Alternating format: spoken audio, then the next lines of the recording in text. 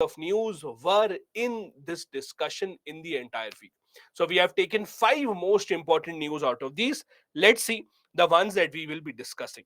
So the first news article that we will discuss from the Indian Express is based on Atmanirbhar Bharat in the field of defense. So we are talking about Atmanirbhar Bharat in the field of defense. Now, I'm sure all of you know by now that India is one of the largest buyer of weapons throughout the entire world. We have been aiming to modernize our armed forces for a long time. Our defense budget is extremely high for a country of India's size, where we need to focus a lot on health, education. Even then, our priority has always been the defense budget. Most of the defense budget is given because we need to modernize our armed forces, because of which India keeps on buying weapons from many nations across the world. You see India's weapon buying from Russia, Israel, US, France, etc. Now, the problem with these kind of transactions is, number one, it costs us a lot of money. Very valuable foreign exchange reserves are spent in order to buy those weapons. The second problem is, for a country to be dependent on other nations for buying of weapons is never a good idea. See, buying weapons is something that a country actually needs for its own national interest. And if you are dependent on some other country to hand over the weapons, to hand over the guns, tanks, etc., that is never a good idea. And that is why every global superpower has one thing in common. You talk about US, Russia, China, France, Israel also. All these global superpowers have one thing in common. And that common thread is, none of these are dependent on the other country for the weapons. They have their own weapon manufacturing industry, and they are very advanced with those weapon systems. India is now also trying to work in the same direction. Over the past few years, we have seen that India has seen a considerable increase in the defense production in the country. This is what this article is based on. This article in the Indian Express says that the government of India is trying to increase our defense production and defense export. Not only are we increasing our defense production in India, production of weapons, production of other equipments, we are also increasing exports of weapons. Can you give me some examples in the chat very quickly of some of the weapons or machinery that India exports to the other nations? Any examples that you can give me in the chat? Okay, Ishfaq has given the example, Dr. Monica, Akash, okay, okay, Mandar, Ria. Okay, a lot of people are saying BrahMos, but tell me the country also, not just the name of the missile. Tell me the country also. Okay, Harsh, the light combat helicopter. Okay, Philippines, Indonesia. Perfect. So Philippines is one of those nations that has been interested in buying the BrahMos missile. Apart from BrahMos missile, we have also seen many countries showing great deal of interest in India's light combat aircraft, that is Tejas. Those deals are still ongoing. Apart from that, India has also given certain helicopters, certain guns to smaller nations, be it Vietnam, be it Mauritius. These kind of nations have also been held by India. Now, what India is now trying to do is, we are trying to manufacture weapons in such a way that it can actually capture the global market. Let me ask you one more question here. Have you heard of something called SIPRI? SIPRI. Have you heard of something called SIPRI? Okay. Yes. Many people would have heard SIPRI. Okay. So SIPRI is the organization that brings out this report. The report that talks about which country imports the largest amount of weapons. Which country spends the most money in importing weapons, right? Usually in the SIPRI report, you will see, usually, I'm not saying always, usually either India is at the top, or you will see nations such as Saudi Arabia at the top. These are usually the nations that come at the very top in the SIPRI report. That is, those nations that import the most number of weapons. Now, the interesting part here is, please understand, many people, many aspirants here have a confusion in their minds. Many people think that the report is saying that India buys the most weapons. No, that is not the case. Please understand the difference. There is a difference between buying and there's a difference between importing. There is a great deal of difference between the two. For example, America or China or Russia, they their government buys many more weapons as compared to India every single year, but they don't have to import it. They manufacture it within their country and then the government buys it from those companies, so they don't have to import it. India is the largest importer of weapons in most of the years, but not the largest buyer. Please do remember. That is why the government of India is trying to improve and increase defense production in India. Now, tell me something. Has it had a positive impact or not? In the past 6, 7 years, do you think defense production in India has improved or it has still not improved? What do you think? Do we make more things in India in the field of defense? Yes. It has improved considerably.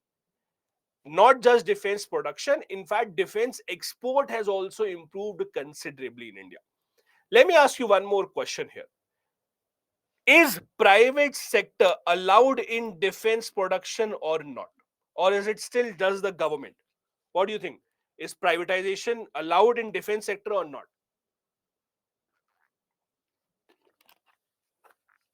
Yes. Those who are saying no, that's wrong. Privatization has been allowed in the defense sector. The private sector, in fact, has been working along with a lot of government companies. Yes, we have the DRDO, we have the HAL from the side of the government, but many private agencies, private companies now are also helping them in making all these weapons. Now, let me share a bit of a good news with you. This news came up about few months back in July 2022. In July 2022, it was announced that defense exports from India has touched 13,000 crore, which is a great achievement. Why?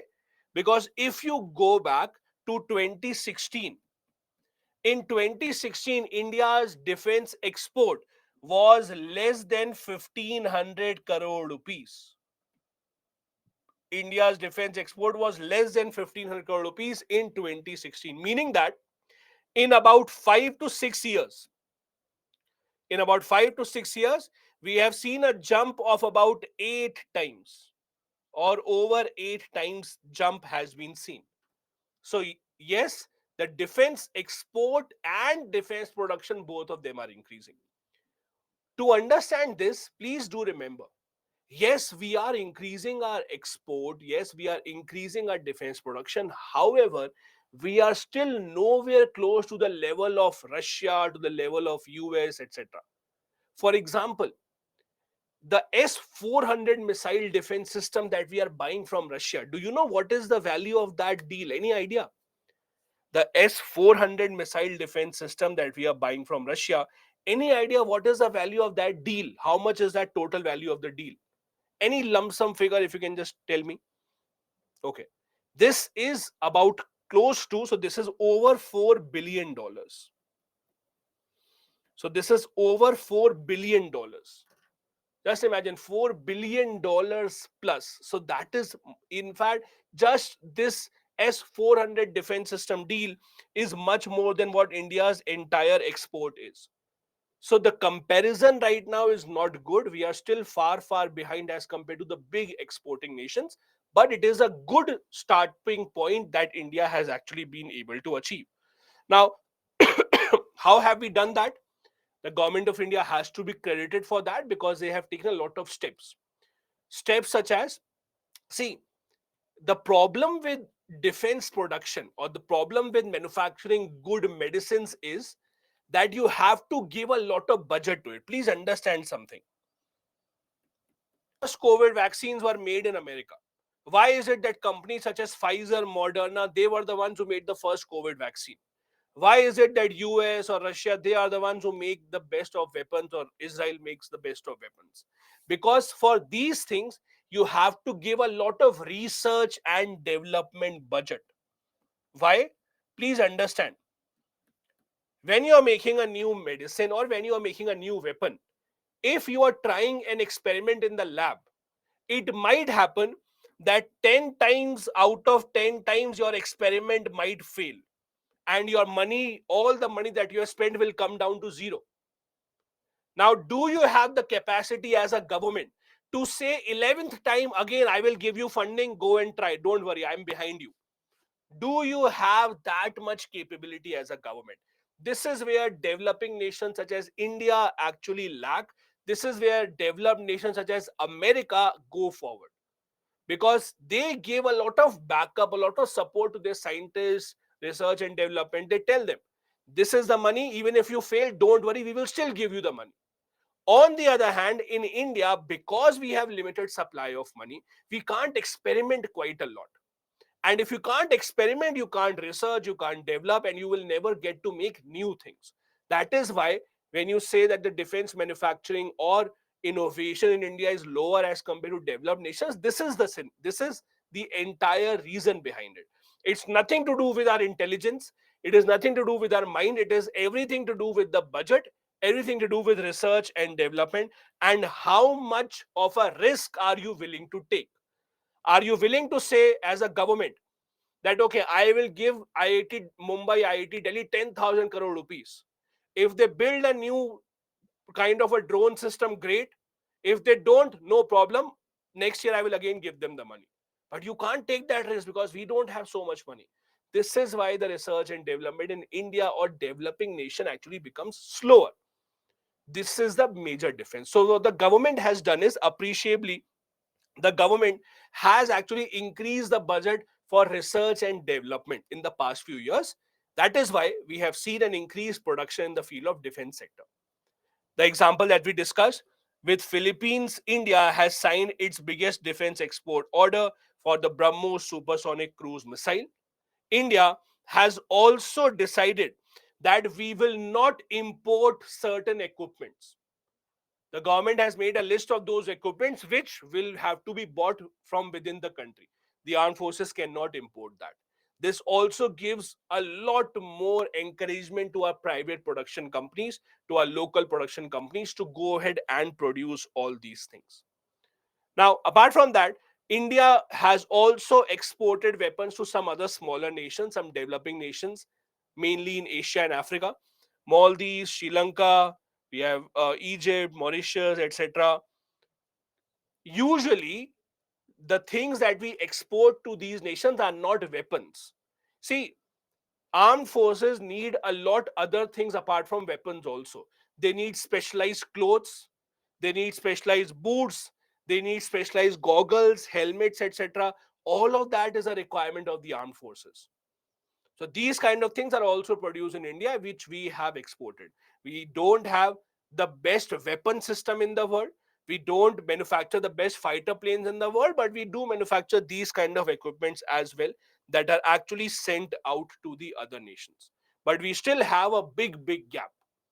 For example, if you look at the global market, globally how many weapons are exported, India only makes up 0.17% of global arms export. So our target of achieving $5 billion export by 2024 is something that we want to go ahead and work towards. So there is still a lot of gap between what we want to achieve and where we are right now, but hopefully by the end of 2024 we will make that target.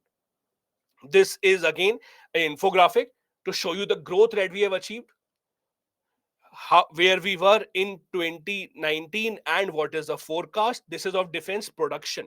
This is how much we are producing. The aim is to meet export target of $5 billion.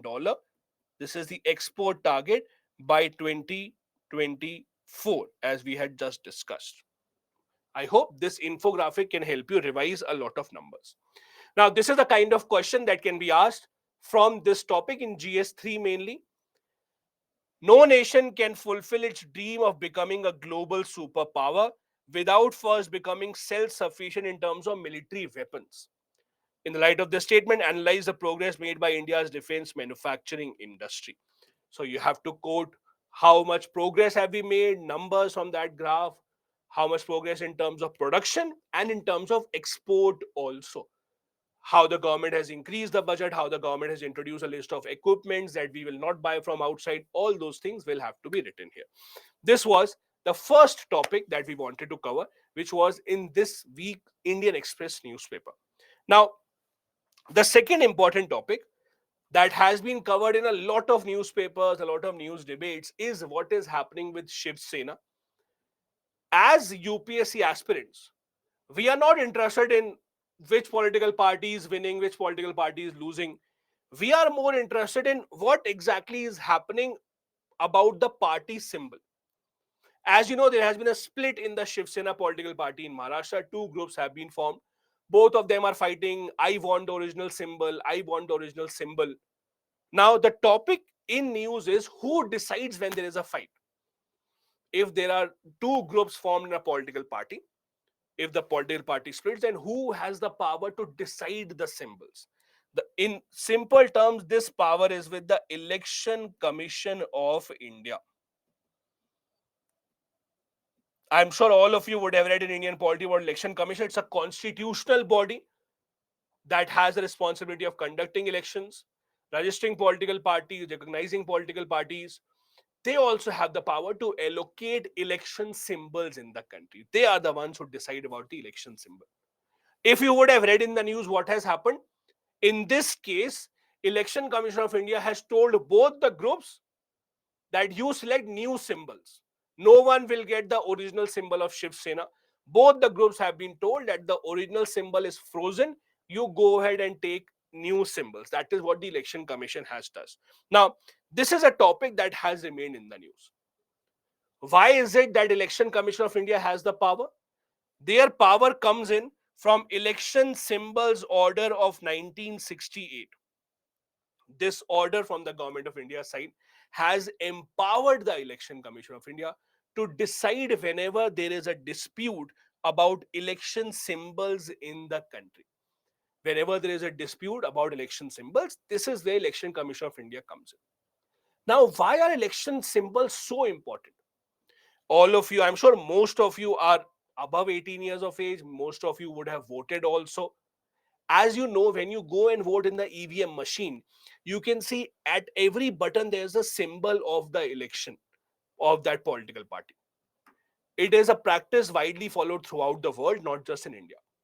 It is mainly to ensure that even if someone is illiterate, even if someone cannot read the name of the candidate, even then the person will know who to vote, who not to vote. For example, a person cannot read the name of candidate but knows I want to vote for BJP or Congress or BJD or AIADMK or Aam Aadmi Party. They will recognize the symbol. This is the significance of election symbols. This is why it has come in. It is mainly very, very important in the developing nation. There is a question that I have here. The question that I have is, how is it possible with the same name and same symbol, two parties can run in the state, in the same state? So the answer, and I'll discuss that as well. In one single state, two parties cannot have the same symbol. In one single state, two parties cannot have the same symbol. But yes, there are examples of two parties having the same symbol, but they're in different states. I'll give you those examples as well. So let's not worry about that. Let's first move ahead. Now, what happens when there is a split? Let's take the example of Shiv Sena only. In Shiv Sena, as you know, the party of Maharashtra, two groups were formed, one led by Uddhav Thackeray, one led by Eknath Shinde. Both of them said, we are the original Shiv Sena, we should be given the party symbol, we should be given the party name. Now, what does the Election Commission of India do? How do they decide? The Election Commission of India usually decide on the basis of majority, meaning that the Election Commission of India usually will check from both the groups how many MPs and MLAs support you. For example, let's say that Shiv Sena has 40 MLAs, just an assumption, and they have 20 MPs. So usually what will happen, Election Commission will ask, out of the 40 MLAs, which group do you support? And they will ask the 20 MPs, which group do you support? So usually this is how the Election Commission of India decides. Again, there is no rule that this has to be followed always, but usually this is how Election Commission of India decides. They see which side has the majority. If the Election Commission thinks it is not possible to decide like this, if Election Commission thinks there is no clear majority on any of the two sides, it is not possible to decide like this, then Election Commission will do what they have done in Maharashtra right now. What have they done in Shiv Sena? Election Commission of India has told both the groups to look for a new symbol. They said the original symbol of Shiv Sena will not be given to anyone. We will look into this matter in the future. But for now, for the upcoming election, both of you should select separate symbols. This is what they have said. So this depends on the Election Commission of India mainly. Now let me ask you one question. Can a political party go to the Supreme Court against the Election Commission's order? What do you think? If the Election Commission of India gives symbol to one of the groups, can the other group go to the Supreme Court, say that I am not happy? What do you think? Yes or no?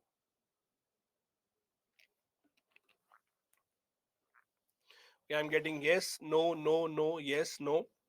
Okay, mostly yes. Some people are saying no. As you can see on the screen, yes, you can still go to Supreme Court. So the Election Commission of India has the power to decide, but if a political party is not happy with the decision, they have the right to go to the Supreme Court. For example, let me give you example of a very important case. There is a case called Sadiq Ali versus Election Commission of India of 1972. If you go back to the early 1970s, Congress party got divided into two parts. One part which was led by Indira Gandhi, and other part that was led by other old leaders. Congress party got divided into two groups, one led by Indira Gandhi, one led by other leaders. Those two groups now started to fight about who exactly will have the original party symbol. This matter went to Election Commission, then it went to Supreme Court. Supreme Court heard the matter. This case was called Sadiq Ali versus Election Commission of India case. In this case, the Supreme Court said that Election Commission should decide. First, it is their power, they should decide, and they should decide usually on the basis of majority. So they said test of majority should be used. Majority of the members of the party support which group, and on the basis of that, it should happen. So Supreme Court also gave the power to the Election Commission only. As I said, the Election Commission will either decide on the basis of majority, that is one option. If they think there is no majority, both the groups are equal, then they will freeze the party symbol as they have done with Shiv Sena right now. This is what will happen. So it depends what kind of a situation there is. One more thing. Let's take the same example of Shiv Sena. In Maharashtra, as you know, in Shiv Sena, there have been two groups that have been formed, one led by Uddhav Thackeray and one led by Eknath Shinde. If, let's assume in the future, they again become friends. Now, right now, there are two groups with two different party symbols. In the future, if they again become friends, then they can again come back together. And the Election Commission will give them the original symbol back. This is also allowed. Please do remember this. That is, the two groups can come back together and they can be given back the original symbol and the original party name as well. Okay. Now, let me ask you one more question quickly and tell me in the chat. If a party is split into two groups, okay, like Shiv Sena got split into two groups, and these two groups decide amongst themselves only without fighting. They decide, okay, first group will get the party symbol, second group will take a new symbol. No fighting. In this case, do you think the Election Commission of India will take up the matter itself and come in between? Do you think that is allowed? Can the Election Commission of India take up the matter suo moto? That is what my question is. Can Election Commission take up the matter suo moto? Okay, I'm getting no, but some people are saying yes also. Okay, Dheeraj, Anukriti, Kiran, Madhu, Swaroop, Mandar. Okay, Can they take up the matter suo moto? The answer is no. No. In this party election symbol dispute, the election commission cannot take up the matter suo moto. It is only if one of the groups come to the election commission and they are the ones who want the election commission to take up the matter, only then the matter will be taken up. But if that is not the case, election commission will not take up the matter by itself. So suo moto in this case will not work. Do remember that part as well. Okay. Now, very quickly, there is a question that I have here. I will give you the chat options. Just look at this question, read it carefully. I'll give you options and 30 seconds of time to answer this question for me. Okay? And we'll see how many of you got the correct answer. Read the question carefully.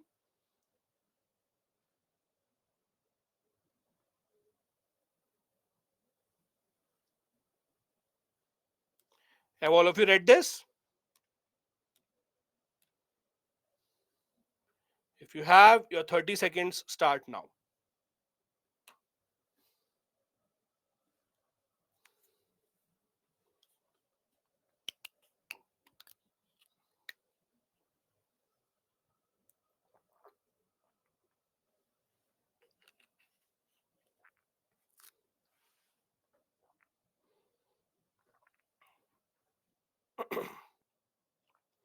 Five more seconds.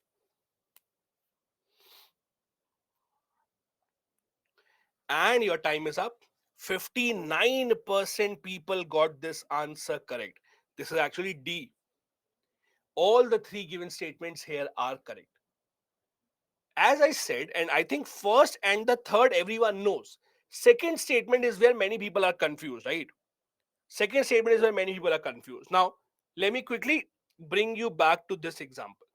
There are political parties having the same symbol, but they are in different states. Now, in Indian polity, you would have read about national recognized party and state recognized party, right? If a party becomes a national recognized party like BJP, Congress, then their symbol is not given to anyone. On the other hand, if a party becomes a state recognized party, then within that particular state, their symbol will not be given to anyone. But in some other state, election commission can still give them the symbol. Like, for example, BSP and Assam Gan Parishad, they have the same symbol, that is the elephant. There are examples of political parties actually having the same symbol because they're working in different states. That is allowed. Within one state, no two political parties can have the same symbol. So please do remember the difference. In different states, they can still have different symbols. Okay. Now, the topic number 3 that we have for you from Indian Express is about something called capex. That is capital expenditure. Now, if you have read Indian economics, I'm sure all of you would have read about the concept of capital expenditure. It's not a difficult concept to understand. The reason why I have taken up this topic is to revise with you what is capital expenditure, how exactly is it important. Now, the news this week was that infrastructure related ministries in the government that do a lot of infrastructure building, like railway ministry, defense, road transport, urban housing development, they are building a lot of infrastructure. They are spending a lot of money in capital expenditure. The news was that big infrastructure companies have increased their capital expenditure. Now, let's try and understand what is capital expenditure, how and why is it important for the country.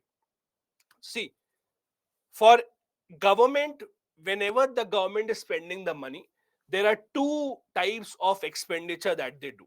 Okay, one type of expenditure is called capital expenditure, that is called capex, capital expenditure. And the second type of expenditure is called revenue expenditure, that is called revenue expenditure. Please try and understand the difference between the two.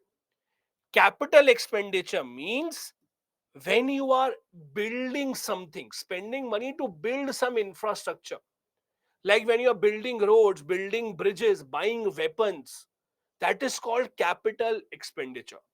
Meaning that when the government makes capital expenditure, some physical infrastructure is usually made out of this.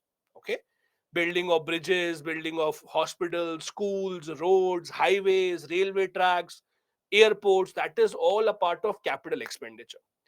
On the other hand, a revenue expenditure of the government is that expenditure against which government is not making any infrastructure. Government is just giving salary, pension, people are eating food, so government is giving money for that. That is called revenue expenditure. So revenue expenditure is those expenditures against which no physical asset is made. No physical asset is made. On the other hand, capital expenditure is when the government spends that money, some infrastructure is created. Now, tell me very quickly in the chat, if government spends X amount of money in capital expenditure and about lesser money in revenue expenditure, which of these two, or tell me just this, out of capital and revenue expenditure, which of these creates more jobs? What do you think? Which of these will create more jobs out of revenue and capital expenditure?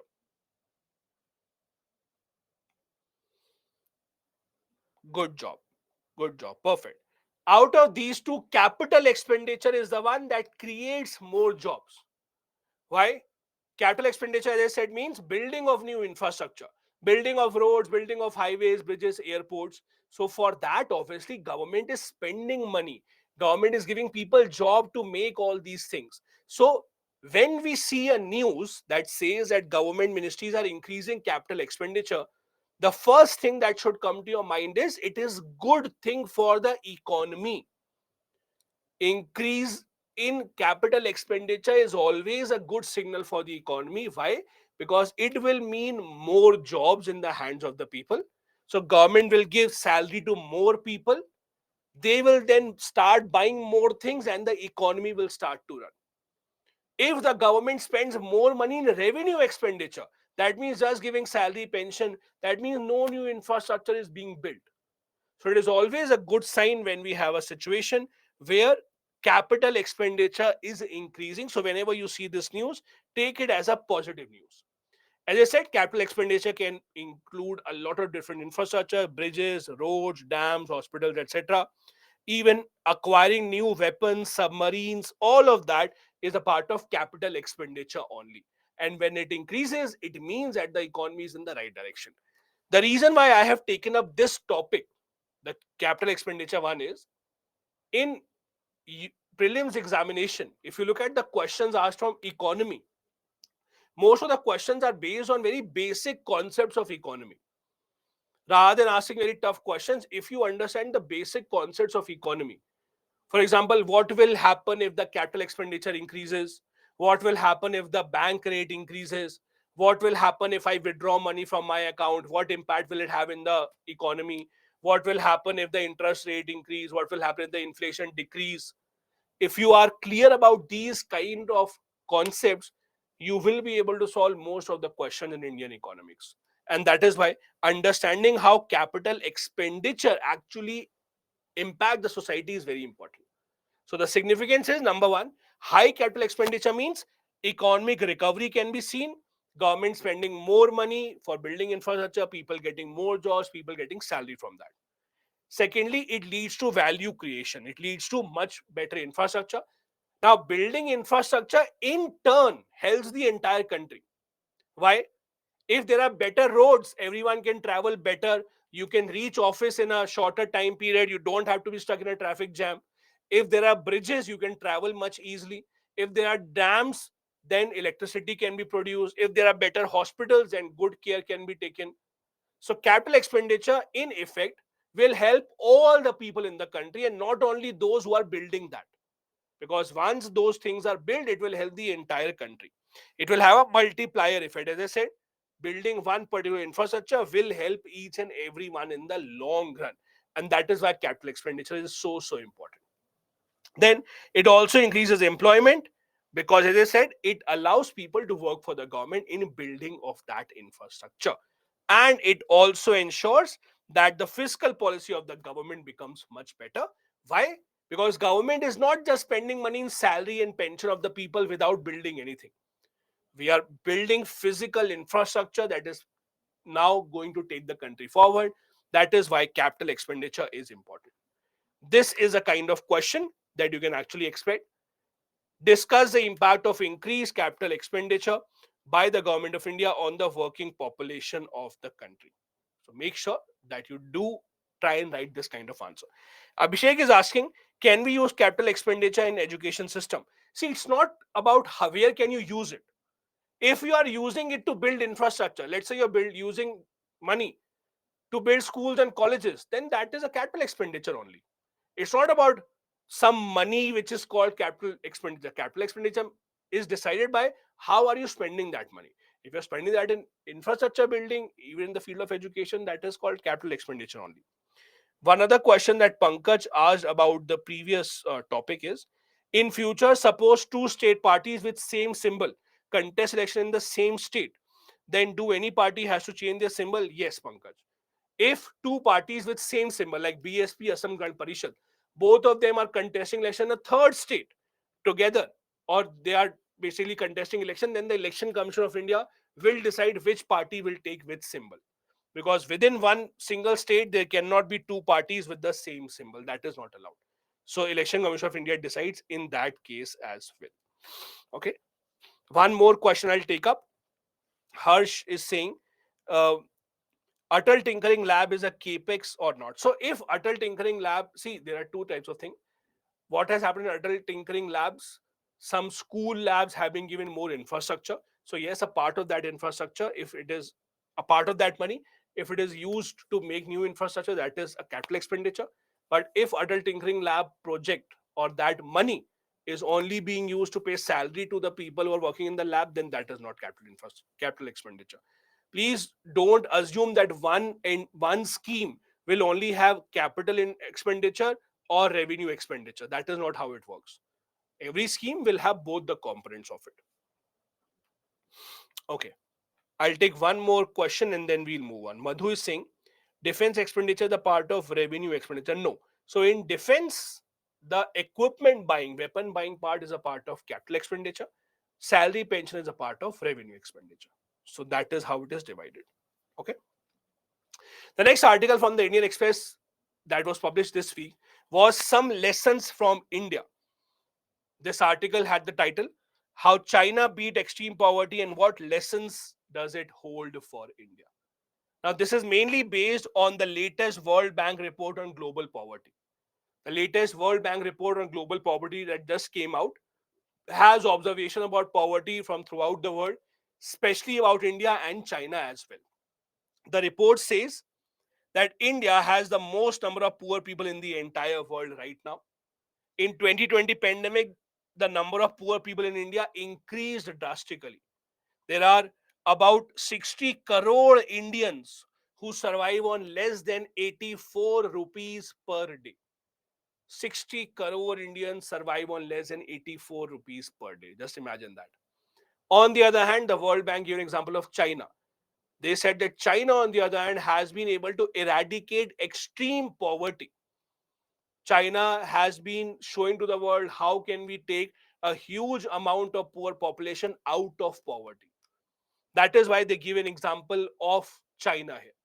They are saying that India and other developing nations also can learn a lot from China. This article says that China mainly focused on two things to get rid of its poverty at a very large scale. First, they focused on rapid economic growth. Second, they focused on alleviation of poverty. As per the World Bank, these are the two things that China focused on: rapid economic growth that we are seeing even today, and alleviation of poverty. These are the two things which China has been held by. Now, it's not to say that China was always very developed. If you look at 1970s, in 1970s, China was undergoing a very bad time economically. But with the change in leadership, when we have Deng Xiaoping actually coming in China, becoming the supreme leader, his policies actually led to rapid economic growth and alleviation of poverty in China. Now, there are two ways to look at it. One way is yes, China has reduced poverty drastically. On the other hand, many people say that the method that China used to force its people to work in a certain manner, to remove all the labor security, to not give any cushion to the people, to force them to work for long hours, that is why China was able to do this. In short, if China would have been a democratic country where people had the right to choose their government, then this was not possible. These things are only possible because in the China that we have today, people don't have any other option, but they have to go with the Communist Party only. Now, this article has listed China's achievements, which are this. The article and the report from the World Bank says China lifted 76.5 crore people out of extreme poverty in the last 4 decades, which is a remarkable achievement. China declared that they have eradicated extreme poverty. Their life expectancy has come up. The infant mortality rate has also dropped down considerably. The reason why we are, or the reason why World Bank report is comparing India and China is because these are the only two countries which have comparable population to each other. Otherwise, there's no other country with which you can compare India or China because that is how the population scale is. Now, the Chinese growth has been remarkable, and that is, as I said, mainly because of government's focus on rapid economic growth and government's focus on poverty alleviation. Meaning that China has ignored everything else. When I say everything else, means China has ignored liberal rights of the people. They don't care about that. If the government comes up and kills its own people, no one can say anything. China doesn't care about it. China has not really shown any concern about human rights. They have not really concerned about freedom. They have not really concerned about any of these things, and they have focused mainly how to achieve that growth. This is something that can be seen in a lot of ways in how China operates. Even today, when you see the COVID-19 pandemic, every country in the world, including India, we have accepted COVID is now a part of our life. We will never have zero COVID cases, but we have now learned to live with it, right? Every single day, even today, over 1,000 cases of COVID are being found in India, but we are not really paying a lot of attention to it. China, on the other hand, still follows zero COVID policy. If some cases, and it did happen, some cases of COVID came out in Shanghai, they locked up their entire city of Shanghai. Shanghai is the commercial hub of China, just like Mumbai is for India. But they just locked it up entirely just a few months back. Lockdown was a thing of the past in India, but China is still doing it. So comparing India with China and the kind of policies they actually have is very, very difficult, because those policies and the policies that they follow are very different, and they can't really be followed in a democratic country such as India. But still, there are some suggestions for India from this report. For example, India should focus on decentralized implementation, means give more power to central governments, implement the schemes at the local, sorry, give more powers to local government, implement the schemes at the local government level, give more power to panchayats, municipalities. Also, ensure that there is good investment in healthcare and education. Again, that is good capital expenditure. There is increased capital expenditure that has to be made in the field of education and healthcare, because only if we have enough skills and a healthy population can we compete with any other nation in the world. Then also focus on program for social assistance, social welfare of the people. Target areas which are very poor, which China did. One of the reasons why China progressed drastically was they focus on those regions which have poverty. Any country in the world can make 5 or 6 brilliant cities, but best countries are those which have 100, 200 great cities. Just having 6, 7 great cities will not really work for a country of India's size or China's size. So we have to focus on developing infrastructure across the country, including the villages, and not just in some of the cities. This is the kind of question from this topic that you can expect. Despite the implementation of various programs for eradication of poverty by government, poverty is still existing. In fact, the reason I have asked this question is this is actually a previous year question from UPSC mains examination. It has already been asked in the UPSC mains examination. See if you can actually write an answer to this. In the meanwhile, I have a question from Nipun. This article also talked about how government allows its local government to tinker with schemes implementation. Should that be included in the answer about poverty? Yes, Nipun, as we discussed, one of the reasons why the Indian growth story has not been that successful is our focus on local governance has always been negligible.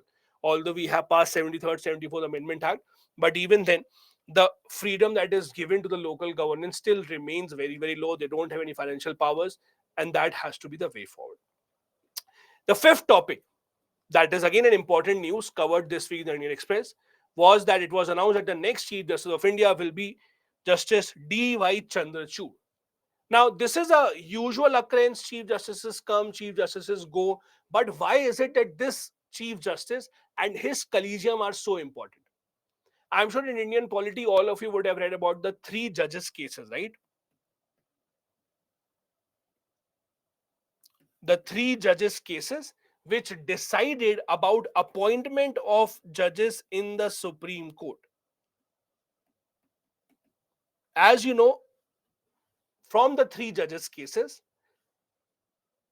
collegium in the Supreme Court consists of the Chief Justice of India plus four senior most Supreme Court judges. As you know, whenever there is a vacancy in the Supreme Court, this collegium, Chief Justice of India and four senior most judges, they decide on which person or which judge should be elevated to the Supreme Court. They are the ones who recommend a name to the government, to the president, and that person is appointed. Usually, collegium is 5 members, right?